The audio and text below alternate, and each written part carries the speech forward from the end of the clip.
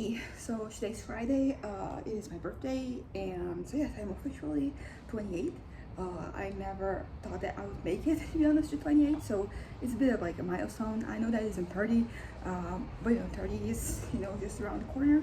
And now I can kind of like I want you to think about myself getting there. So like that's a great improvement. And yeah, so just overall, I want to say that I'm happy that I'm alive. I'm happy that I made it this far. But I want to make it more.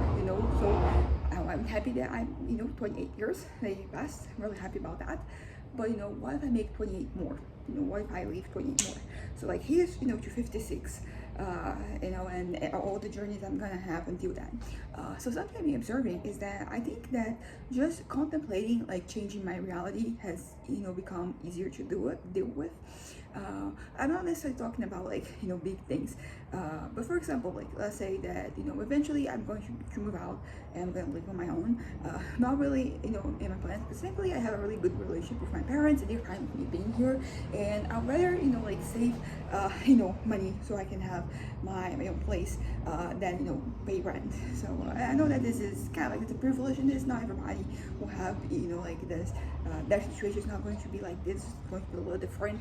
Your parents might not be as supportive, but I'm just enjoying my situation, and I'm planning for like when when like that time comes. And basically I just been thinking about like daily things. So it's like what I have to do, which I mean what I do here is kind of here is an extension of that. But right here when I'm living here with my parents, we kind of like separate. So everybody has something that they have to do, but if I live on my own, then I'm gonna have to do all the things naturally, because it's just going to be one person. It's going to be a smaller space, and so for example like doing laundry, it's going to be just me. So I'll be doing all the laundry, but it's just going to be for me. And just like thinking about meal prepping, which is something that I have honestly never thought too much about, and it's something that I'm like thinking like what, like I can kind of like see what I would do. Like rice and beans are like the foundation of like Brazilian lunch, which is for us the most important meal of the day. Not breakfast. Breakfast is also important. I really like breakfast. It's just like it's one of the best things. It is probably the best thing about my mornings. But I was kind of like thinking about how I would do it. And probably, like once a week, I would sit down, prepare, rice and beans for the time of the week, and I had to think about, protein, what I'm gonna have. And honestly, like everything seems very doable. Is what I'm trying to say. While like at other points in my life, like those things they have, there was like this insurmountable weight to them. So but I mean, it does help that I am like kind of like stable right now, because if I was going through like a depressed episode, like it's very understandable that things they don't seem to be so doable, but also like it's still but I do think that there is a somewhat permanent change here happening right now. I think that even when I get like my next depressive episode, things are not going to feel like too great. They're not going to feel like this immovable like forces in my future. But basically I was like I think today was a day that I've been just thinking a lot about what the future holds for me, which is something a little different from like what has been happening for the longest time. So I'm happy with this change, but also I think that these ideas, they're actually turning into plans basically, because I'm starting to plan out like, okay, this is how I'm going to do things. This is how I'm going to create like a schedule for me to like see how I'm going to clean things. And as I said, everything feels like, yeah, like it's going to be work. It's going to be something I have to do, but it's not really the end of the world. Not that necessarily like those things seem to be the end of the world. I usually just didn't have any perspective about the future, so it was very it was like kind of like a heavy topic. It was a loaded topic, not because of the things specifically that I had to do, mostly because I didn't want to be there. I didn't want that to be my reality. I didn't want a reality at all. So I was kind of like stuck there. Like right now that I'm like thinking ahead, things are kind of like falling into place for me. They're important to drink water. Particularly because I think like some of the medications I'm taking, they make you thirstier, so that's that.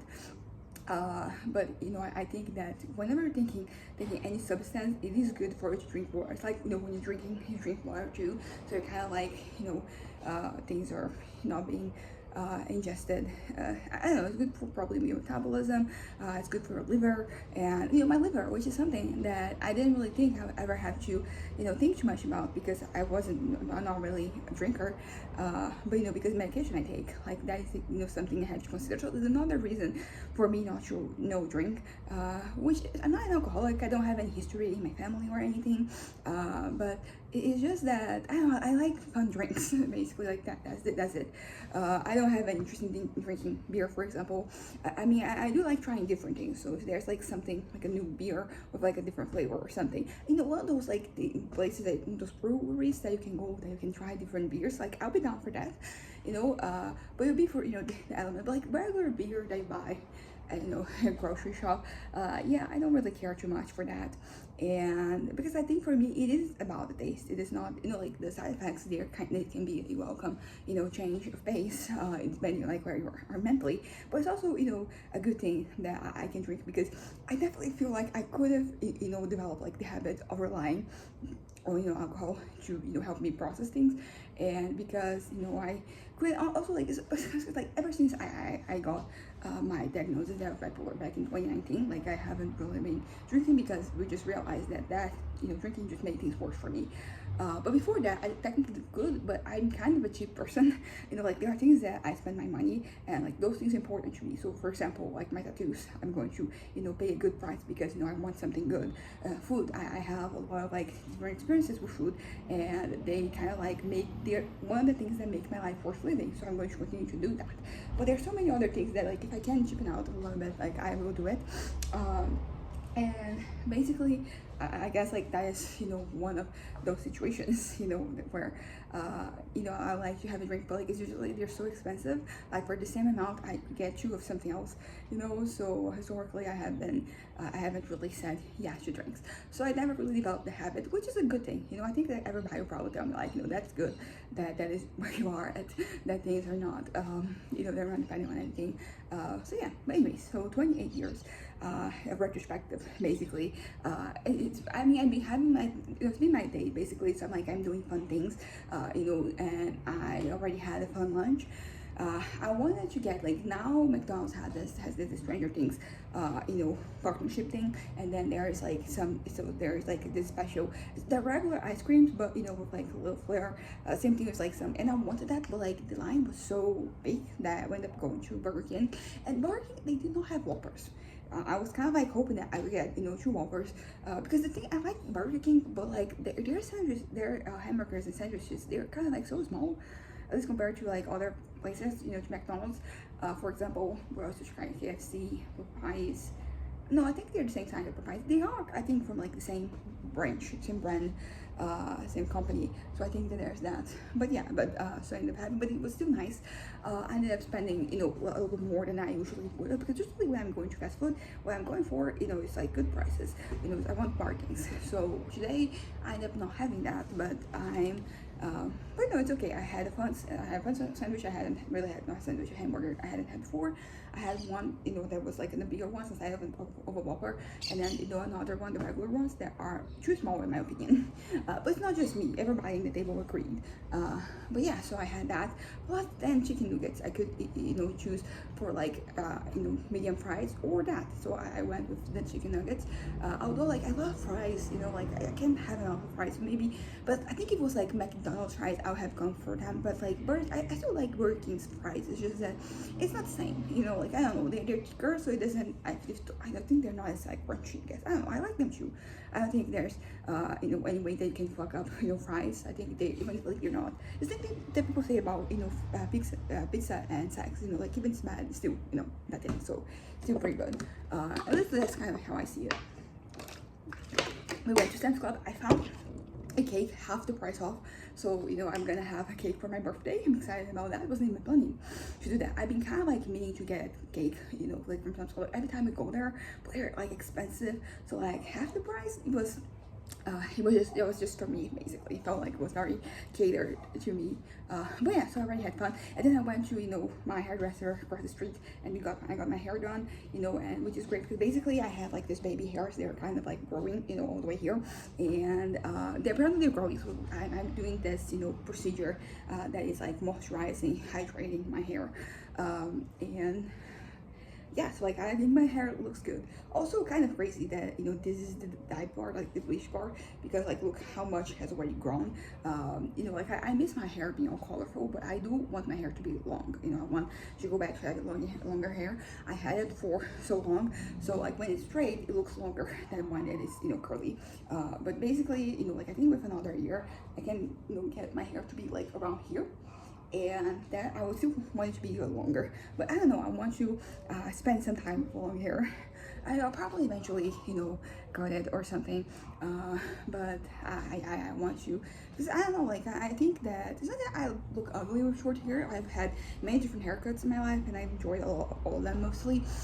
It's just that I don't know, maybe it's like a societal thing that I'm being kind of like incited into following something, but it is what it is. But I wanted to talk in this video today about my birthday.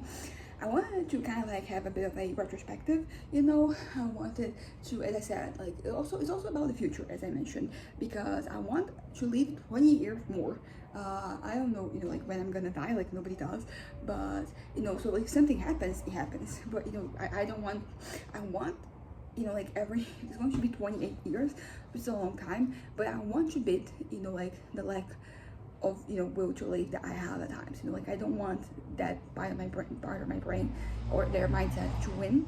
I want to enjoy myself, but I also want I want to look forward to I want to look forward to things, basically. I know this doesn't sound like much, but given my history, it's quite, like, it's kind of like an ordeal for me to, like, feel welcomed, in my own skin. Because it's not just about discomfort. It's just that sometimes, like, there's a generalized lack of interest and of energy that leads to me not wanting to leave, and I don't want that. I want my future to be different, and I have no reason to believe that like things are going to change, other than I will not really have an episode, but like I want to push through those episodes, because I'll be miserable, I'll be kind of like wanting to give up and what have you, but like I want to push, because you change medication a little bit and then like you build up things from there. So I'm really, so like I'm looking forward to living, as I already said. I'm thinking about like what the future is going to be like, and it feels very freeing, very liberating for me to be feeling this way, because basically I'm for so long I didn't have this prospect. And I know it's like I was thinking about like where I'm gonna do when I'm living by myself, and this is, I know, such a small thing, but it is one thing more than I used to have about like the future, about the rest of my life. So I don't know like where I'm gonna be a decade from now. I hope that I mostly want to be contented with my life, in the present sense, but also like the past decade. Like I want to be happy, and I want to be fulfilled. And I think that if things they keep up like this, like I definitely am going to reach this goals. I don't know, as I said, what life has in store for me, but I'm excited. Even if like it involves me having to pivot at different points in time, I'm okay with pivoting. I'm okay. I just wanna I want things to kind of flow, and it's important. Resistability is important. Obviously I don't think anybody will question that, but like there's something that can be said about chaos and how like it can inspire you. It can I don't know, sometimes it just really reshapes things. Sometimes you need like a fresh perspective, and chaos is the way that you end up having that. Even if it's not what you want, even if it's not something that seems to be desirable, it's still. So yeah, so like I want stability. I think that is there a way for me to be both stable and chaotic? Because I think that chaos has in itself brought a lot of like different advancements for me. Not all of them were positive, a lot of them they were quite negative, but it's from like that point that I was able to move on and grow. So so I want chaos, but I also want stability. That's kind of like what I want. And I don't know. Right now, like I'm thinking about it, I'm like, this is totally doable because you can find stability in chaos because you should be able to find stability regardless of your external circumstances. So yeah, maybe I don't think that those two they are like necessarily antagonistic. They're not really antithesis of each other necessarily. Like they could be. I understand, but I think that there's a way for us to find like a way to coexist. And yeah, so 28 years and thinking about a decade ago, it's kind of crazy because I'm thinking about a decade ago, like I was basically 18, so I was already a person, which means that like 2 decades ago I was 8, which is a kid, it's not a teenager, but it's still like a fully developed person, like so I can 30, but like in 2 years when I look back at this and I'm like 30, and then I'll be able to see it because the third decade and be like I was alive, like I was a baby, so there's not much content to what I was doing or saying, and I don't have any memories from like those years, but it was still like I still was already existing. So yeah, it's kind of like an interesting dilemma because on one hand, like I want to get older, but at the same time, like I want to embrace getting older because you can't change it, But that's the thing that I'm thinking. Like, okay, so if I could pause my aging, would I do that? And right now, the answer is yes. I probably would. I think this is a good point for me to stop. But like, this is just the beginning, as I said. But I don't know. I hope that like every year from like now on, like I have a good birthday. Because I remember last year, like I was not doing well. I ended up doing some things here and there, and a lot of them having to do with food. And I ended up having me kind of like enjoying myself during my birthday. But it's historically hasn't really been the case. Like I haven't had the best memories, not because things happened, just because I didn't want to get older and it felt like it was the end of the year. And I feel like for me, like that is the first stop. When you come into the chronology, if you have a timeline for the year. For me, like my birthday is like, okay, the year is ending. Like from this day on, like this is pretty much the end. Which makes you then start reflecting on the entirety of your year, and if you're not really happy with like what you've been able to accomplish or how things are going, then it becomes frustrating. But yeah, I think the last year like ended up being kind of positive the years before, but for many years I really dreaded my birthday. I didn't want to be reminded of it. I didn't want anybody to know of it. I didn't want to be reminded that it was my birthday. I kind of like just erased it.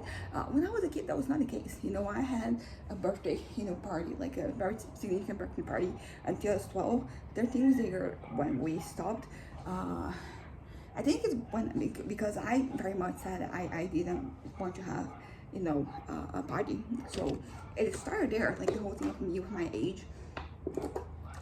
Very liberating for me to be able to look at myself and be like, I'm 28 and not feel old, because I felt like when I turned 18, I felt old, not in a good way. I'm kind of like life is falling apart.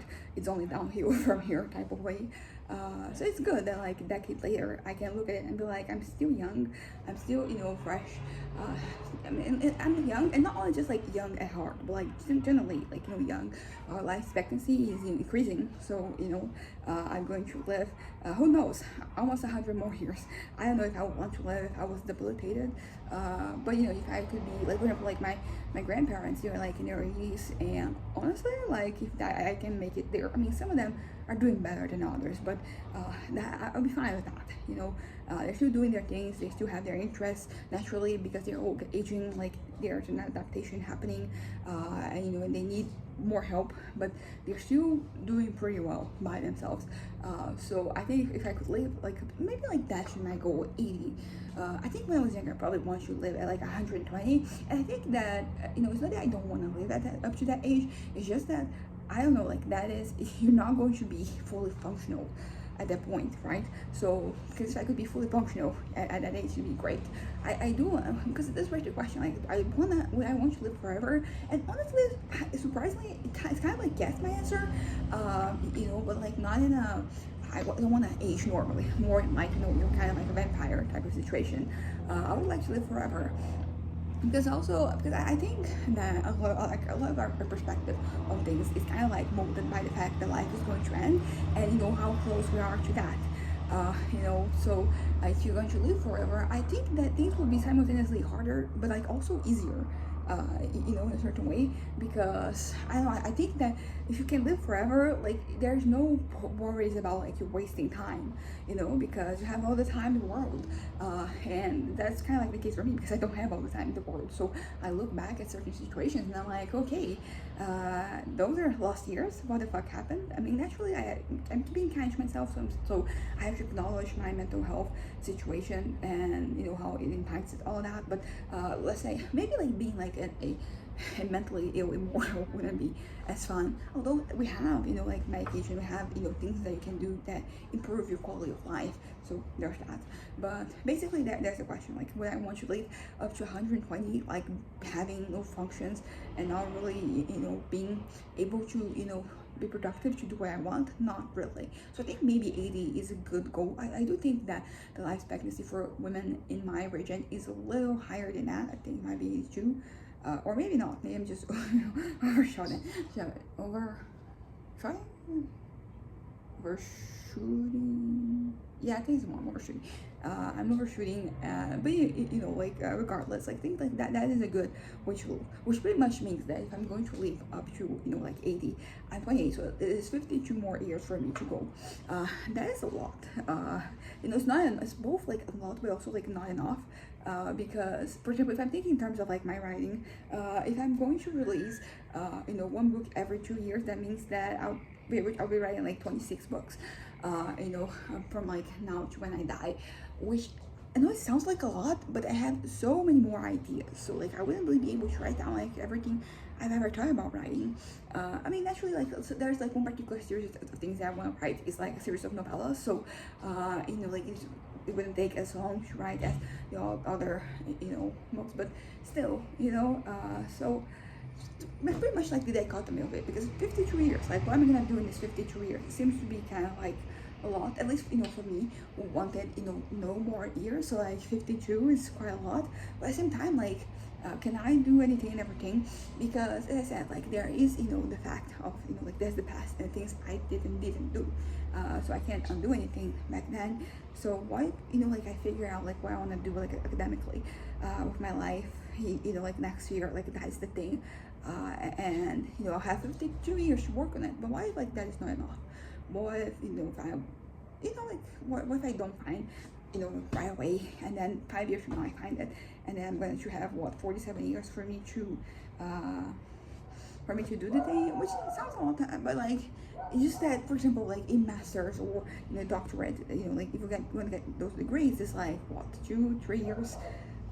So there's only so much that you can achieve, and I don't know, it feels like simultaneously like it is too early for me to start getting kind of like anxious about what I won't be able to do, but at the same time I feel like right now is the time. I'm planning right now, because I kind of like need to have this to be locked in this kind of like the right perspective, not right, it's not right or wrong way, but like the one that fits me the most. I have to be kind of locked in when an episode comes, because that way I can kind of push away certain thoughts, and I can kind of like try to continue to work towards like my goals, even if I'm not at like 100% production level. I don't have to be. Sometimes you just have to go through the day.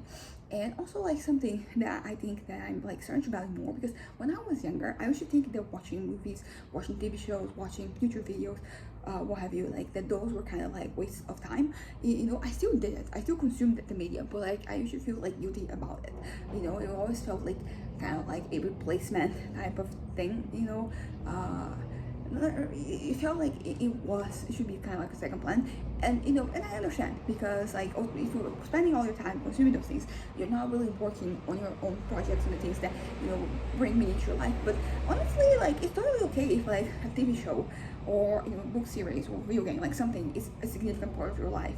It's okay if you have those interests. Basically, I don't, because it's not that I was looking down at people who had interests who were invested in fandoms, like not really. It's not, I was just like you do you, but I was kind of like looking down at myself possibly being invested, and as I said, like I was still watching things, so it's not like that like it made it just added guilt because I was consuming those things and I was feeling guilty about it. And once again, there's a thing about balance. I'm not talking about you just consuming those things. That is not healthy. But like, it's okay for you to have something, like for you to find meaning in some piece of media, basically, which I know is, most people be like, yeah, no shit, but it's just that for me, that was kind of like unthinkable. I was also the thing about commitment. Like, I really felt hesitant to committing myself to anything. So when I was younger, like, I would lurk around a lot of different fandoms, but I would never really get in. I never really partook in a way for me to say that I was that. But the thing is that sometimes I was lurking so much that, like, I straight up was part of that fandom because I was consuming the content, and maybe I was not interacting in terms of like comments, or I wasn't writing any think pieces about that, but like I was there watching it, and like those views, like, they added to the algorithm and all that. So I was participating. I just didn't want to acknowledge it. But yeah, so basically I think what I want for myself for now is like balance, because the thing is that whenever you try to suppress something in your brain, that thing is going to come up some way or another. And sometimes it's going to come up like as if you hit a fire hydrant, and just like a geyser, and I think that sometimes, like, that was what happened. I kind of like tried to push myself and then ended up overindulging in like videos and TV shows, movies, and what have you. So I don't want that in the future. I want to have a controlled situation. I don't want to get. I think it's okay for you to get obsessive about some things sometimes. I think that there's room for that, but it has to be healthy. I think that the word obsession is already has that connotation, so maybe I need to find a different word. But it's okay for you to have interests, for you to just for life, for you to be invested in things. It doesn't have to be something that's inherently of your own creation, because I think that's what I wanted to do. And sometimes I think that might even like get in the way of like the right block, might have made the right blocks that I've had worse, because I wanted to, because sometimes it's good for you to consume stories, because like they kind of like inspire you one way or another, at the very least they motivate you, because they get you back that passion of like, oh yeah, this is what storytelling is like, this is what this is about, this is why this feels so good. So yeah, that's kind of it. So for 28 years, as I said, I want 28 more, and I want to be freer with myself. These past 2 years, I've been like actively trying to be freer. So saying this may feel like okay, so I have to be freer than I was before. It's not necessarily that. It's just that sometimes like I was being freer with some areas of my life, but not with others. So there was this disconnect. So I want to be kind of like freer, very well-roundedly. Like in all areas. And sometimes like the journey of you becoming freer, you end up getting a little too free. So you have to find balance. But sometimes you have to find balance. It's a pendulum. You go from here to here to get here. Oh, my dad arrived.